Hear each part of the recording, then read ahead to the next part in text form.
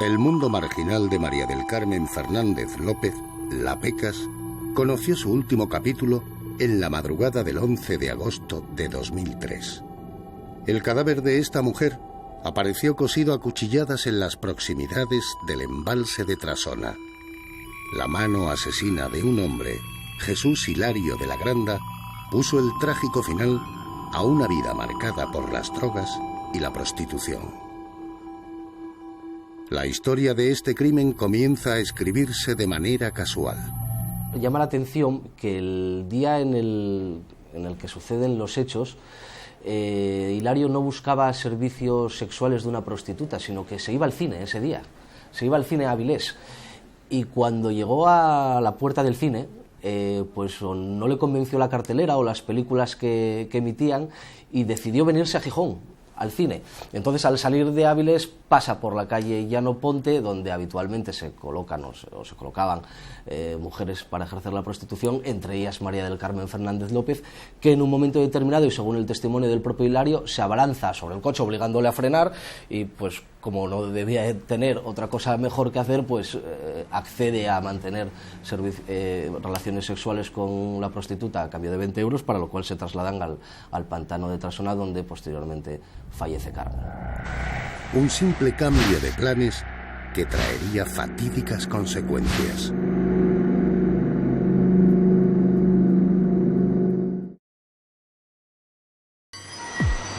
La Pecas busca una noche más dinero para su dosis.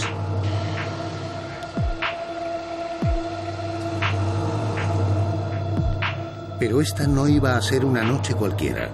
María del Carmen estaba consumiendo sus últimas horas de vida.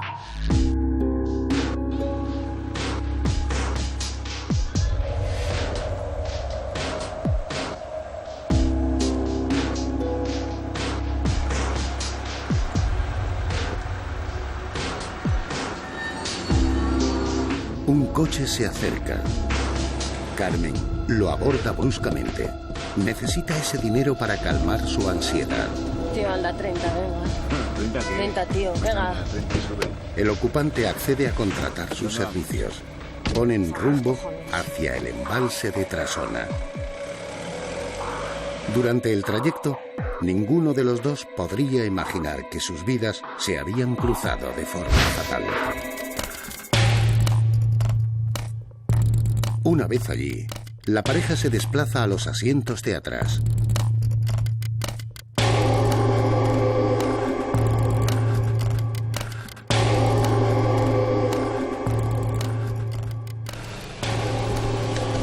Dame primero la pasta. ¿Primero la pasta? Sí, primero la pasta, venga, tío. La pasta. Es que da hambre. Esto nosotros hablamos. La Pecas le pide a su cliente más dinero del pactado. No tengo más. Dame más pasta, joder.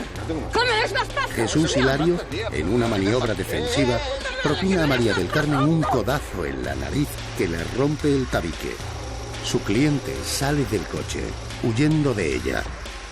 La chica está sangrando y se ha puesto aún más ansiosa. Necesita esa dosis. La Pecas no se lo piensa y saca un cuchillo de cocina que lleva en su bolso. Está decidida a obtener el dinero a cualquier precio. Mamón, ya verás, dame El toda la hombre, pasta. al ver que la prostituta va muy en serio, busca una navaja que esconde en el coche. Dame la pasta, cabrón, que te voy a matar. La ¡Me tragedia cago en tu es puta ya madre! inevitable. Mamón, ya verás, dame toda la pasta. En su última embestida, María del Carmen obtiene como respuesta 4 navajazos que acaban con su vida. Es el final del juego con la muerte.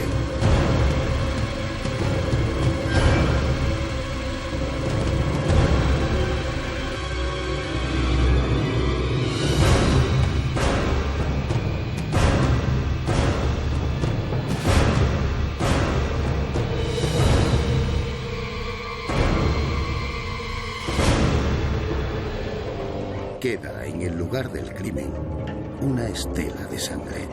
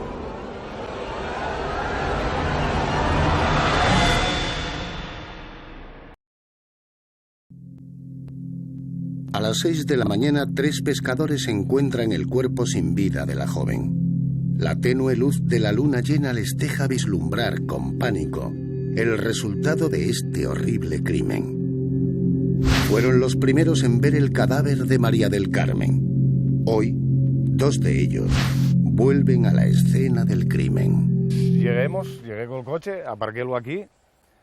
Después de aparcado, bajémonos los 3, cogimos, abrimos el capó, pusimos a cambiar la ropa, poner unos botes y tal, porque como el camino está muy malo y tal, poner unos botes, agarrar los reteles y los cebos, ¿ya? Estuvimos hablando un poco entre nosotros y tiremos para allá. Y fuimos andando por el camino, poco a poco, para allá, gastándonos bromes, porque estos como todavía no lleguen venido, pues íbamos gastándonos bromes de que ya veréis qué cangrejos hay, qué tal, que no sé qué. Entonces iba yo delante, que era el que sabía el camino. Y yo iba detrás, y detrás de mí Tomás. Y detrás Tomás. El otro chaval. ¿Ah? Y íbamos por este camino andando. Íbamos por aquí andando y era de noche, reflejaba la luna arriba. Y cuando dimos así esta curva, al dar así un poquitín para allá, ahí, como por ejemplo ahí, vi una cosa brillar. En medio del camino. En medio del camino, vi una cosa brillar y dije, hostia, hay algo en medio del camino.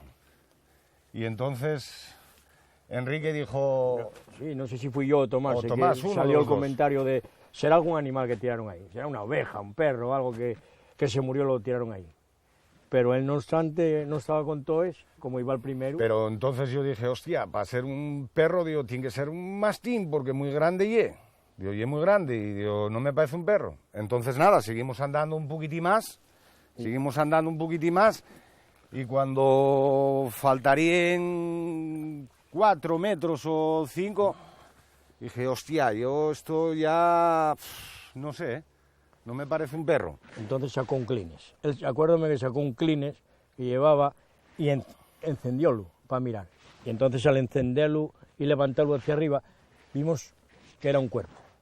Lo que no sabíamos en aquel momento era de quién, ni si era joven o cómo era. Pero sí vimos un cuerpo semidesnudo. Al parecer, semidesnudo. Sí, estaba tal. Entonces, nada, tiremos el Kleenex en el suelo y salimos cogimos y salimos. Fuimos otra vez temblando, donde el coche, y nada, uno, no sé si fue Ricky, comentó de ir al cuartel de la Guardia Civil. Digo, no, al cuartel no se puede. Yo acuérdome que lo que sí era el único que tenía teléfono móvil. Ellos no habían traído ninguno. Era yo el que tenía. Y que, por cierto, estaba tan nervioso que puse a marcar el 112 y no sé dónde marqué, a una sobrina que tenía de vacaciones, por los nervios. La cosa es que Estuvimos esperando aquí hasta que llegó el 112 y llegó una pareja de la Guardia Civil. Cuando ellos llegaron y nos mandaron marchar a tomar un cafetín, ahí ya se acabó todo. Entramos primero con el SAMUR, ¿eh? Sí, con el SAMUR entramos. El primero que llegó de todos fue el SAMUR. El SAMUR fue los primeros que llegaron. Entonces, entramos con ellos. Si acordámonos que entramos un poquitín para acá para decirles dónde era, y fue cuando tal. No nos acercamos tampoco nosotros allá. No, entraron. Es que no podríamos entrar porque después cuando llegaron los científicos, los que cogen los güeyes y tal, preguntáramos que si lleguemos tocado el cuerpo y todo, no. o haber acercábamos o haber hecho algo.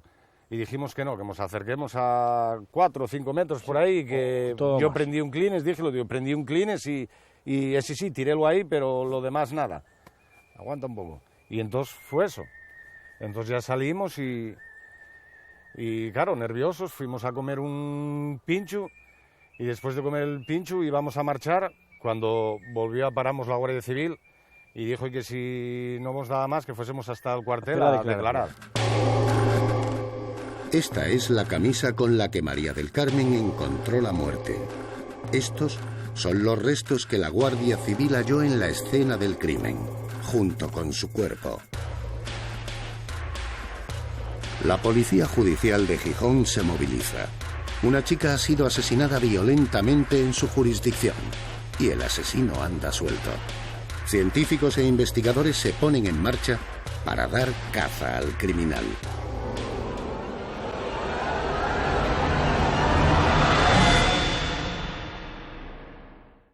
María del Carmen Fernández López, la Pecas, solía hacer la calle en Avilés para poder pagarse sus dosis. La noche del 11 de agosto de 2003, su ansiedad por conseguir dinero de forma rápida le hizo abordar un coche súbitamente. Su cliente acepta al instante y se van a un sitio más tranquilo, el embalse de Trasona. Sus vidas se unían por azar para llegar a un desenlace fatal.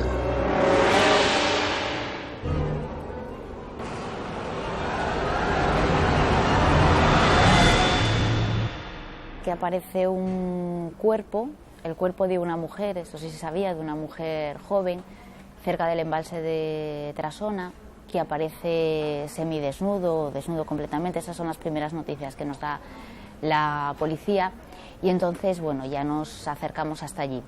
Había que dejar el coche bastante lejos, había que ir caminando, es un camino no de difícil acceso, bueno, con las cámaras era un poco más complicado, pero sí había que acceder caminando.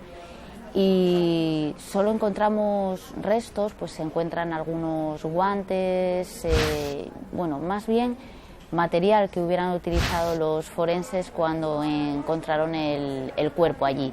Y poco más, no había sangre, no había hierbas, no hacía nada pensar que se hubiera cometido un crimen allí, así que la verdad es que en cuestión de imágenes poco había que hacer allí. Las peculiaridades del hallazgo, en un principio pues se trata de una mujer de entre unos 30 a 40 años de edad, está completamente desnuda salvo un sujetador que tiene puesto. Y a lo largo del sendero, desde el lugar en donde supuestamente se produce el hecho hasta el lugar en que queda depositada, pues hay esparcidas una serie de prendas que son las que vestía, tales como una camiseta, un pantalón y parcialmente un poco aislados entre sí unas sandalias tipo zueco que vestía. En este tipo de sucesos es muy importante en los primeros momentos el identificar o lograr identificar a la persona en cuestión. Es importante por lo siguiente, primero porque una vez se conoce su identidad se pueden establecer comunicaciones con su familia y es importante también en el sentido de que permite reconstruir en la mayoría de los casos, si no en todos, los últimos movimientos de la víctima y puede arrojar alguna luz a la identificación, aunque este último dato que aporto concretamente en este caso no funcionó de mano y puede haber otros, por ejemplo si hablamos de personas extranjeras o personas indocumentadas que tampoco funcione como es el fin pretendido policialmente hablando. Hicimos un poco la reconstrucción del camino que podían haber tomado la víctima y el agresor hasta llegar hasta allí caminando, una especie de forcejeo que se suponía, porque había sido una muerte violenta, entonces sabíamos que había habido allí una pelea, un forcejeo entre los dos o los tres, bueno, porque en ese momento no se sabía mucho más. Y se barajaba todas las hipótesis, no se sabía que era una mujer joven, del agresor o de los agresores no sabía nada. Era una zona aislada, pero también era una zona que, según luego nos comentaron, era transitada por parejas que iban allí en busca de intimidad los fines de semana, había habido un concierto ese fin de semana, entonces bueno, digamos que todas las hipótesis en ese primer momento estaban abiertas y lo único que se encontró allí eran restos de forenses, pero nada más, no hacía nada pensar de una muerte violenta en aquel sitio. En este caso en concreto hubo suerte, se trataba de una mujer que estaba reseñada policialmente y se consiguió su identificación sobre la media mañana del día 12. A partir de este momento pues comenzamos con una serie de gestiones encaminadas a poder reconstruir por lo menos los últimos movimientos de esta mujer y de esta forma ver si hubiera habido alguna persona que en los últimos momentos de su estancia en la zona nos pudiera arrojar algún tipo de luz a la investigación. Y tuvimos la mala suerte en un principio de que los datos aportados no fueron lo suficientemente consistentes para iniciar una primera vía y posteriormente además por parte de la familia pues dentro de su ánimo de colaboración apuntaron una línea que se cogió de inicio. Era una línea que después se demostró equivocada, puesto que no arrojó ningún tipo de luz. Esta primera fase de investigación que realizamos nos restó un tiempo que pudiera haber sido precioso en la investigación y aparte de restarnos ese tiempo, pues detrajo una serie de efectivos con los resultados que antes decía, no condujo a ningún lugar. Y sí, efectivamente esta mujer, pues bueno, vivía en un mundo, sí, podemos llamar cercano a lo marginal y precisamente por ese motivo, pues las investigaciones iniciales de la Guardia Civil pues iban dirigidas a gente relacionada con ese mundo. Las investigaciones de la Guardia Civil pues sí, iban encaminadas, eran lógicas, tenían un fundamento lógico. Ellos averiguaron pues que un familiar de esta mujer había tenido un incidente con un grupo de personas y bueno, pues lógicamente siguieron por ahí, por ese camino.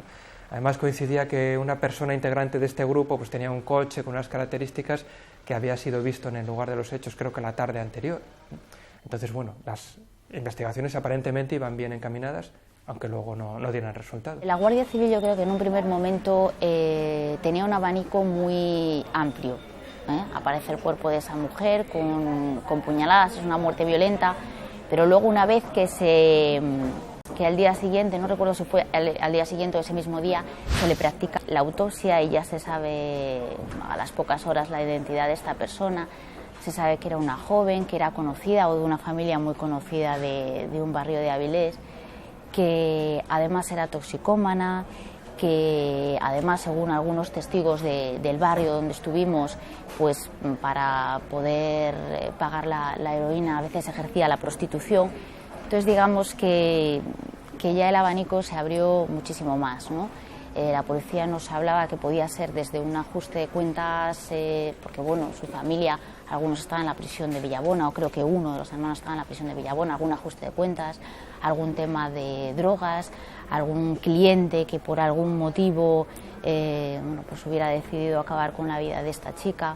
Había un poco todo un amplio abanico de posibilidades, por lo menos los primeros días. Pasada esta fase, se vuelve otra vez sobre las pistas familiares, sobre las pistas afectivas, sobre las pistas de amistades y sobre cualquier otra noticia que se pudiera encajar dentro del puzzle que se estaba llevando a cabo para lograr la finalidad de la autoría del crimen. Y así se realizaron cantidad de entrevistas a chicas que ejercían la prostitución en esa zona por aquellas fechas. Yo personalmente recuerdo una a la que fuimos a ver varias veces, personalmente otro compañero y yo, Y bueno, al final los datos que aportó tampoco fueron demasiado consistentes para poder llegar a un fin determinado. La familia de la chica, bueno, pues era complicado en el barrio porque muchos no nos querían hablar de ellos, tampoco nos querían hablar de ella, de esta chica en concreto, porque bueno, sí es verdad que un hermano, me parece, estaba en Villabona, también por algún asunto de drogas, entonces digamos que no quería meterse ni hablar ni bien ni mal de esta chica. Entonces fue difícil ahí encontrar algún tipo de testigo, de gente que te comentara quién era esta persona, qué se dedicaba o de quién podía ser el supuesto asesino. Lo único que había es que sí es verdad que la familia, eran varios hermanos, se reunieron en el tanatorio de la Carrión, allí se le practicó la autopsia y allí fue enterrada. Hubo que llegar, mejor dicho, a lo que técnicamente se denomina una realización de autopsia psicológica, que dentro del cientifismo de la investigación de homicidios se trata de reconstruir de modo psicológico la vida de esta persona y así buceamos en sus relaciones afectivas. Era una mujer que había estado casada en un primer momento, había tenido unos hijos, la relación se había roto y posteriormente había tenido pues una segunda relación con otro hombre. Todas estas personas fueron entrevistadas en el tiempo, pasaron por dependencias policiales, no tuvieron ningún inconveniente en que se les recogieran muestras tipo ADN y reseñas decadactilares, y su colaboración pues fue completa y plena dentro de los fines pretendidos. Se vivieron momentos de tensión con la familia. Recuerdo que la familia era una muerte violenta, había sido una muerte violenta. Tampoco se explicaban por qué habían acabado con la vida de su hermana, que era una chica pacífica, que al margen de su toxicomanía, pues según la familia nunca había causado ningún problema a nadie, nunca había sido violenta con nadie. Reconocía incluso, creo recordar que era su hermana, que sí ejercía a veces la prostitución para poder pagarse pues, su toxicomanía, pero que nunca había tenido ningún problema y que además había sido una muerte excesivamente violenta. Eso es un poco lo que la familia no se explicaba. Y recuerdo especialmente un mal trago para los medios, por lo menos, cuando se enterró esta chica, María del Carmen. En el entierro, bueno, pues era una situación complicada, siempre lo son los entierros en estos casos, en este caso quizá más porque la familia estaba muy nerviosa, habían pasado ya varios días y la Guardia Civil, la policía, no les decía nada, no les decía por dónde iban las pesquisas de la investigación. Se interrogó a la familia, se interrogó el ambiente cercano de la familia, eso tampoco les había gustado demasiado. En el lugar del hallazgo del cadáver se habían recogido las prendas que portaba, como dije al principio, y se habían recogido dos sandalias tipo zueco que portaba la víctima, y una vez sometidas a estudio, una primera visualización en el laboratorio de criminalística de la comandancia, detectamos que uno de los zuecos, a pesar de que estaban parcialmente ensangrentados, con la sustancia sanguínea ya en estado pastoso, pues que había un lofograma, en términos técnicos se trata de una huella dactilar, que reunía unas condiciones, si no plenas, cuando menos con cierto valor identificativo. Se recogió aquel lofograma y se remitió al Laboratorio de Investigación y Criminalística, al Servicio de Criminalística de la Dirección General de Madrid, para ser debidamente contrastado en las bases del SAI, del Servicio Automático de Identificación Decadactilar, que se posee conjuntamente entre Guardia Civil y Policía, y de este modo ver si, por este procedimiento, esta huella perteneciese a alguna persona que hubiera estado reseñada policialmente con anterioridad. Accedieron un poco a hablarnos por lo menos de su hermana, y fue cuando nos contaron pues que no era una chica conflictiva, no era una chica que hubiera tenido nunca ningún problema, y ellos sí barajaban la posibilidad de un cliente, de que hubiera sido un cliente de María del Carmen el que no se explicaban cómo, pero hubiera acabado con su vida. En un primer momento se hace un barrido en el SAIZ y se confirma la sospecha que se tenían de que el lofograma tiene cierto valor identificativo, pero por circunstancias que ahora mismo se me escapan de mi competencia, no arrojó en un primer momento una identificación concreta. Con lo cual seguimos trabajando en la investigación y volvimos otra vez a las entrevistas. volvimos otra vez a hacer presencia en los lugares nocturnos por donde algunas de sus amigas se movía, y mantuvimos siempre ese contacto con esta gente, pues bueno, por aquello de que a lo mejor, aunque fuese de forma tardía, pudieran haber recibido alguna noticia que a nosotros nos arrojase alguna luz a la investigación. Llega un momento de desorientación, de que pudo haber sido cualquiera. Y personalmente, para mí y para otro compañero que trabajó el tema conmigo de principio a fin, llegamos a la impresión de que con independencia de que podía ser cualquiera, el hecho se acabó transformando en una obsesión. O sea, era una cosa que tenías ahí a veces al alcance de la mano y que se te esfumaba como el agua entre los dedos. De tal manera que volvimos sobre los orígenes y así se consiguió confeccionar una lista de unas 12 personas que, bien por razón de vínculos, bien por razón de amistad, bien por razón de conocimiento, bien por razón de, bueno, pues que en síntesis son aquellas personas que habían pasado por dependencias policiales a testificar, son las que habían aportado su ADN y son las que se les habían recogido las reseñas decadacilares, y a falta ya de otra gestión por realizar, pues se decidió llevar a cabo una comparativa de estas personas con la primera huella, el primer lofograma que había aparecido en el Zueco. La verdad es que cuando se habló de un detenido nos llamó la atención, porque fue un caso que, bueno, por las circunstancias, que ya te contaba que había mucho margen, era una prostituta, mucho cliente, bueno, no se sabía muy bien quién podía haber sido. De repente, pues hay un detenido y además una persona que en el interrogatorio ya reconoce que fue él. Y entonces la verdad es que llamó mucho la atención, sobre todo llamó la atención que luego, una vez que se supo, es porque hubieran encontrado una huella de esta persona en una sandalia que llevaba la chica. A raíz de este segundo contraste que se solicita, recibimos una comunicación del Servicio de Criminalística de la Dirección General de Madrid de que la huella que había sido recogida en la mañana del día 12 de agosto en uno de los zuecos de la víctima tenía un candidato con nombre y apellidos, y además tenía una ficha policial por haber sido detenido con anterioridad. Una vez identificado, la dificultad venía dada por la localización de esta persona. En un principio, si esta persona residía en La Felguera, se investigó su entorno, porque se pudo determinar pronto que no estaba viviendo en La Felguera, así como que tampoco tenía una relación con la familia que sí vivía en el concejo de Langreo. Entonces empezó un periplo de búsqueda de esta persona. Esta persona se trasladó a La Rioja, de La Rioja a Zaragoza, de Zaragoza a Barcelona, y ya en el mes de septiembre pudimos, del año ya 2004, o sea, 14 meses posterior al homicidio, pudimos localizar sus últimos movimientos en la zona de Valencia. A partir de ahí, nosotros llevábamos una investigación de su entorno, personas con las que se había vinculado anteriormente, lugares donde había trabajado, que eran siempre trabajos eventuales. Se mantuvieron diversas entrevistas con toda esta gente para conocer el perfil, costumbres, medios de vida, lugares que solía frecuentar, es decir, obtener un perfil más o menos de esta persona y saber cómo se movía. Esto nos permite conocer lo siguiente: a esta persona no tiene domicilio conocido, no tiene domicilio fijo, normalmente se dedica a establecer contactos con personas, vivir unos días con ellos, sustraerles el vehículo y hacer vida en esos vehículos, es decir, los utiliza como domicilio. Tomamos como línea de investigación que suele frecuentar, cuando viene a Asturias y concretamente a Gijón, la zona de Fomento, zona de Jardines de la Reina y la zona del Náutico.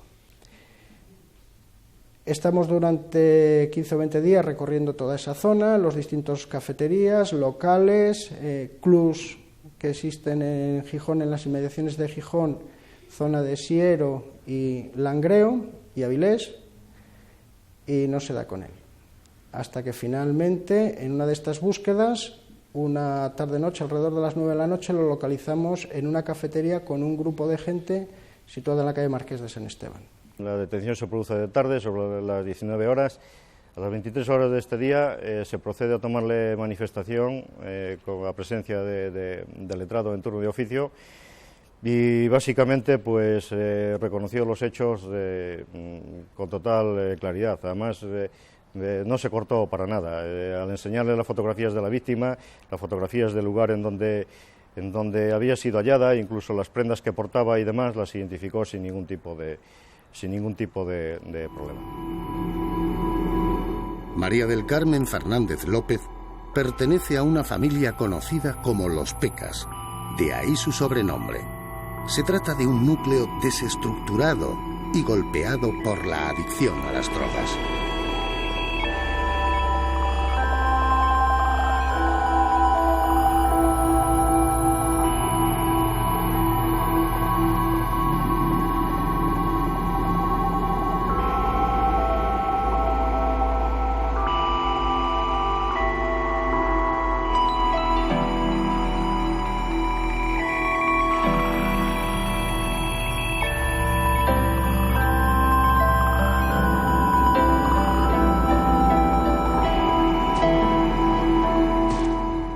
En aquel momento vivían en el barrio avilesino de Versalles. La Pecas coqueteaba con el peligroso mundo de la prostitución. Solían merodear por las proximidades de la calle avilesina de Llano Ponte en busca de clientes. Pero algo inesperado iba a suceder.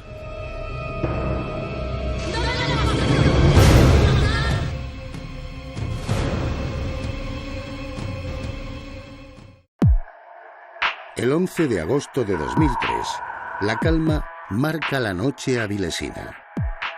Como hacía habitualmente, María del Carmen Fernández López, más conocida como la Pecas, merodea en busca de un cliente que, a cambio de sus servicios sexuales, le proporcione el dinero suficiente para pagarse su dosis.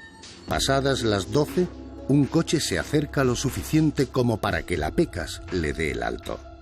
Ahí comienza un trayecto que tendría un funesto epílogo.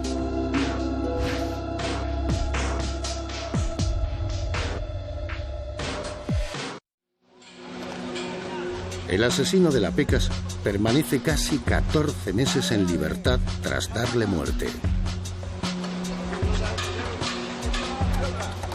Pequeños hurtos y trabajos ocasionales por toda la geografía española le ayudaron a salir adelante.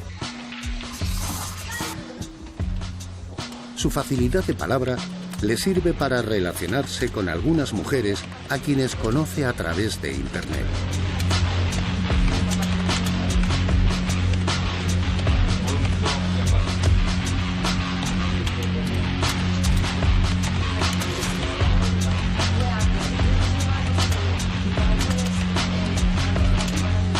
Ellas se apiadan de las supuestas dificultades de Jesús Hilario y le ofrecen sus casas para pasar unos días. Él aprovecha para cobijarse y robarles algo de dinero y además su coche. Una vez detenido el presunto asesino, la justicia lo lleva ante un tribunal conjurado. 9 personas que con su veredicto dejarán una profunda huella en la vida de Jesús Hilario.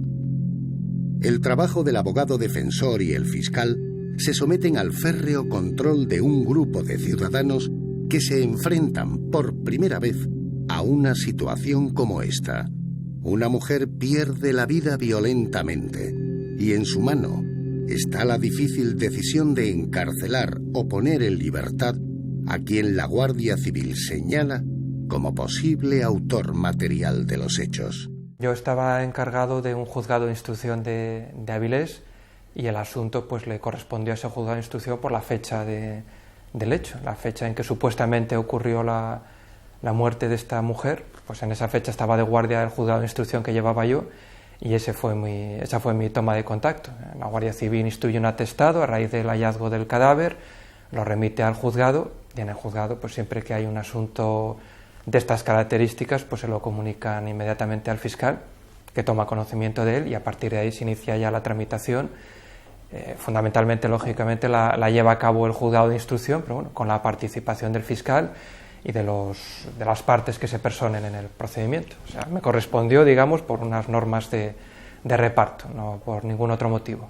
Pues la primera toma de contacto o la asignación del caso de Hilario me vino por un turno de oficio. Recuerdo que era un sábado que estaba yo de guardia en centros policiales, en comisaría, Y recuerdo que había sido una guardia bastante tranquila, hasta que a las 10 de la noche aproximadamente la Policía Judicial de la Guardia Civil de Gijón se puso en contacto conmigo para asistir en declaración a un detenido a las 2 de la madrugada, lo cual me extrañó, porque no suelen, en primer lugar, avisarte tan tarde un sábado, y sobre todo con 4 horas de antelación, lo cual me hizo suponer que algo grave traían entre manos, ¿no? Como luego así fue. Cuando llego al cuartel de la Guardia Civil, el teniente me explica los motivos de la detención, y la primera impresión que me dio de Jesús, de Hilario, pues fue una buena impresión. Era un chico joven, fuerte, bien vestido, con un lenguaje muy fluido. Estaba abatido, pero a la vez estaba tranquilo. Y recuerdo que prestó una larguísima declaración, muy extensa, durante 4 horas y pico estuvo declarando.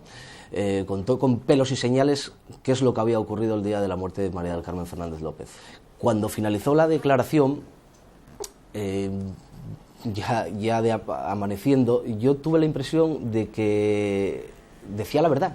No le veía con capacidad suficiente como para, dadas esas circunstancias, inventarse ese relato de hechos con esa exhaustividad y tanto detalle, ¿no? Por tanto, tanto yo como creo que los agentes de la Guardia Civil pensamos que contaba la verdad. Es un juicio de jurado, entonces el jurado, claro, tiene un papel determinante porque se pronuncia sobre los hechos.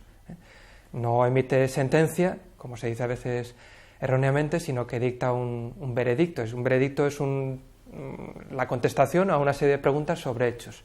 No se pronuncian fundamentalmente sobre cuestiones de derecho, sino sobre hechos. Se le pregunta, pues, ¿pasó esto? Y el jurado dice sí o no. En este caso, la pregunta esencial era si Jesús Hilario había matado a Carmen, que es el nombre de la mujer fallecida, y el jurado dijo que sí. Claro, eso determina el contenido de la sentencia. Si hubiera dicho que no, pues la juez profesional, que es quien dicta la sentencia, no hubiera podido condenar a Jesús Hilario. Tras los muros del centro penitenciario de Mansilla de las Mulas, cumple condena Jesús Hilario de la Granda. Un chico al que todos definen como un niño grande, que aquella dramática noche tenía la intención de distraerse viendo una película en el cine. El destino, sin embargo, le había escrito un guión muy diferente. Su encuentro con la Pecas le cambió la vida para siempre. El jurado aporta la participación del ciudadano, eso es lógico. El juez deja de ser juez profesional y pasa a estar formado el órgano que tiene que decidir sobre un asunto concreto por personas que son totalmente inexpertas en derecho. Eso, lógicamente, aporta, pues en primer lugar, para esas personas la participación. Es un mandato constitucional también, como decíamos antes, es una obligación y además aporta cierta frescura. La verdad es que son procedimientos totalmente distintos, son procedimientos más, lo que es el juicio es más dinámico, es una forma de proceder totalmente distinta a la que es un juicio con un juez profesional en derecho. Una persona que no sabe nada de derecho tiene que decidir si otra persona entra o no entra en prisión, ¿no? Es importante la elección del jurado a la hora de un juicio. Pues sí, es muy importante la constitución del jurado, pero ¿cómo sabes si aciertas o no aciertas en las personas que recusas o no recusas?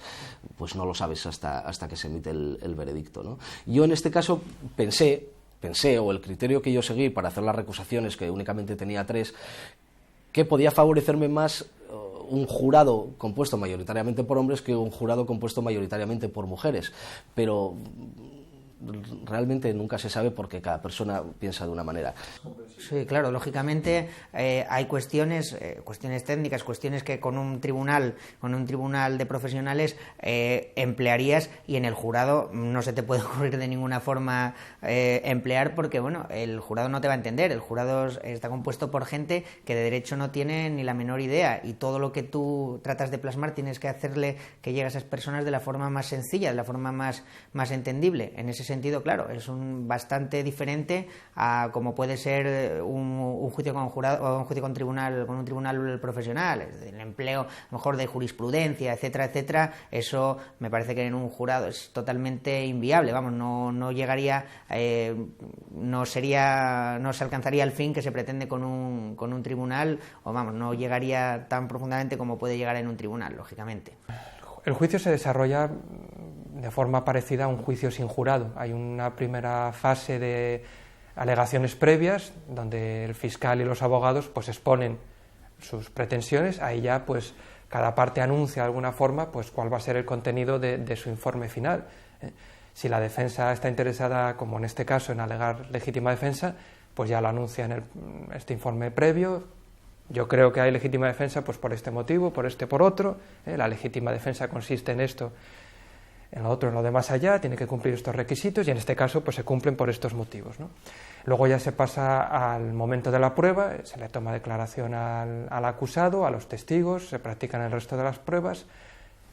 Cada parte, lógicamente, hace el interrogatorio del acusado y de los testigos en función de lo que le interesa demostrar. Si la defensa va a ir por la legítima defensa, pues intentará poner el énfasis en pues, la personalidad violenta de la persona fallecida, si apareció algún arma, una jeringuilla. En este caso el acusado decía que la fallecida le había atacado con una jeringuilla, pues si apareció la jeringuilla, dónde estaba.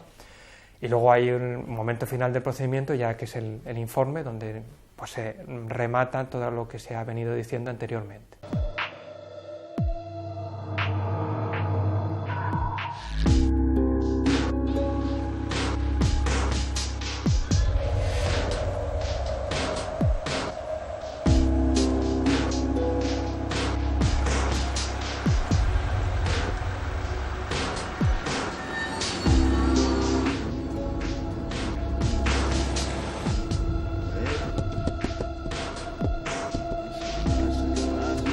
Tío, anda, 30, venga. 30, tío, venga.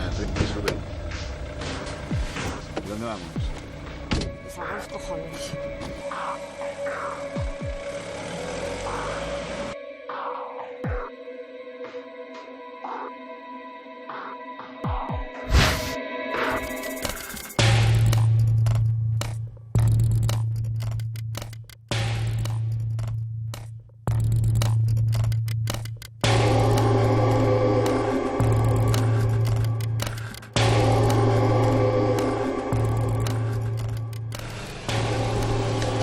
Dame primero la pasta.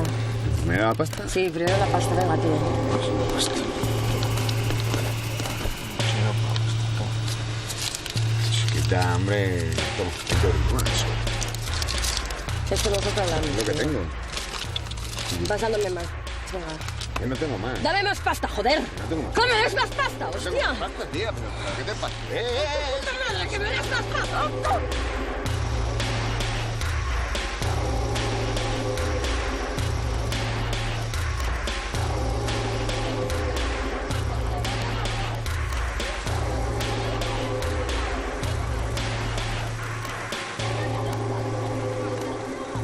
¡Te voy a matar, hijo de puta! ¡Te voy a matar, cabrón! ¡Te vas a enterar! ¡Me cagan tu puta madre! ¡Mamón, ya verás, dame toda la pasta! ¡Dame la pasta, cabrón, que te voy a matar! ¡Me cagan tu puta madre! ¡Mamón, ya verás, dame toda la pasta!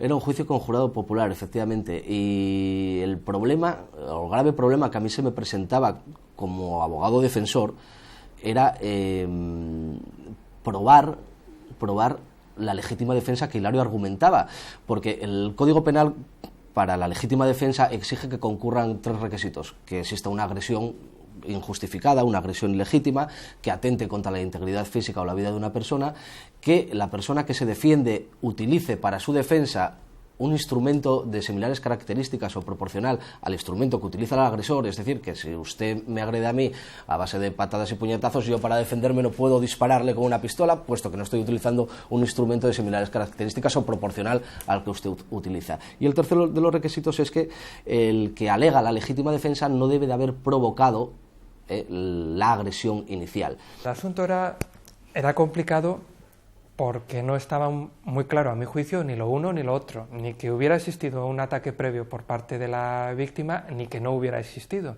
Es verdad que había algunas circunstancias, de hecho, pues que apoyaban la tesis del acusado de que efectivamente, antes de que él la acuchillara, pues fue atacado. Estas circunstancias, bueno, estaban ahí. No son concluyentes, no son definitivas. Al jurado le convencieron, bien, están ahí. Efectivamente, el acusado desde el primer momento dijo que Carmen le había atacado con una jeringuilla y se encontró una jeringuilla que además tenía sangre de la víctima. Él decía que ella le había atacado y que entonces él se había defendido dándole un codazo, un golpe, y efectivamente la mujer fallecida tenía un golpe el cadáver presentaba un golpe en la nariz. También decía el acusado que le había ocasionado un arañazo y sí tenía un estigma que podía, la data no estaba muy clara, pero podía corresponder con la fecha, porque a Jesús Hilario se le detuvo bastante tiempo después. Él decía que le había atacado con un estilete, con un arma blanca, y no apareció. Pero también es verdad que la zona en que ocurrieron los hechos, durante una época del año, pues está cubierta por el agua, y bueno, es un barrial, es prácticamente impenetrable. No se encontró, pero probablemente hubiera estado ahí en algún momento y no se pudo encontrar. En este caso se hacía ya no difícil probar la concurrencia de los 3 requisitos, sino tan solo de uno de ellos, porque que había recibido una agresión únicamente lo refería a Hilario, que María del Carmen Fernández López le había atacado con un cuchillo únicamente lo refería a Hilario, y que no había provocado la agresión, evidentemente, pues también solamente lo decía el acusado, puesto que no había testigos presenciales de los hechos, ¿no?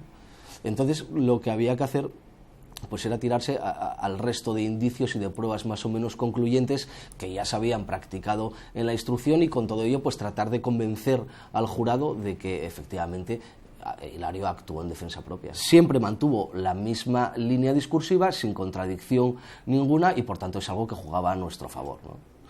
Luego, cuando contó el incidente, cuando relató en el cuartel de la Guardia Civil el incidente con la jeringuilla, Hilario lógicamente no sabía que la Guardia Civil, la Policía Judicial, en el lugar de los hechos había encontrado una jeringuilla.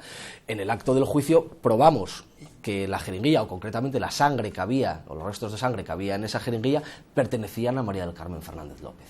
Por tanto, era de suponer que Hilario contaba la verdad. Los juicios con jurado son más impredecibles, lógicamente, bueno,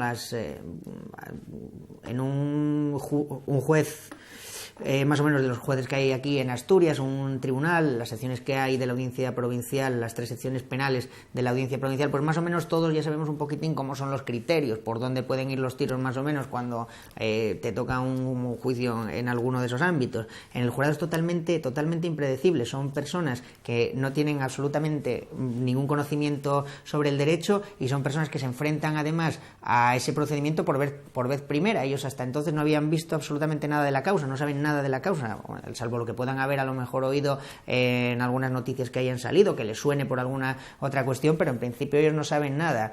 Lógicamente no sabes, como unas personas a las que tú tampoco conoces, aparte, bueno, de que les puedes hacer algunas preguntas al inicio del procedimiento, de que también han rellenado unos formularios, etcétera, etcétera, y cierto conocimiento ya sobre ellos ya tienes, pero vamos, lógicamente ese conocimiento es muy escaso como para saber por dónde van a salir, y por dónde van a salir además cuando entra en conjunción con otras 8 personas, el jurado se compone por 9 y hay a lo mejor alguna persona pues que lleva la voz cantante como sucede en todos los grupos, o sea que en ese sentido es totalmente impensable lo que puede pasar. Puede haber las mayores sorpresas y por eso, vamos, es más imprevisible lo que puede suceder en un juicio con jurado que en un juicio con un juez o un tribunal técnico.